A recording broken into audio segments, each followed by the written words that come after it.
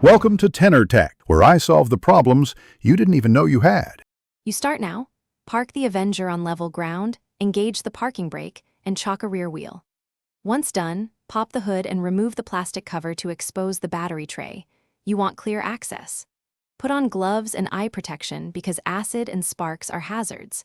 Make sure you have a 10 mm wrench and a battery strap or socket set within reach, and verify the ignition is off so electronics won't short when you disconnect terminals. You'll now disconnect and lift the battery. Loosen the negative, clamp first to prevent shorting, then the positive plus. Once loosened, push cables aside so they can't touch metal. Next, unbolt the hold-down clamp, keep bolts in a safe place. Batteries are heavy, roughly 30 to 50 lb, so use the strap and lift with knees, not your back. Once out, check the tray for corrosion and clean with a baking soda solution. This prevents future electrical issues. You finish by positioning the replacement battery the same way the old one sat, ensuring terminals match cable locations. Once seated, reinstall the hold-down clamp snugly. Don't crush the battery.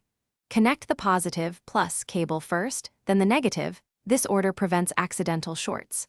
After connections, start the engine to confirm charging and electrical systems function.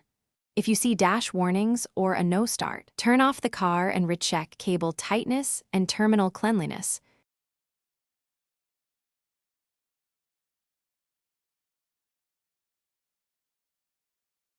Thanks for watching. Subscribe to keep your life in tune.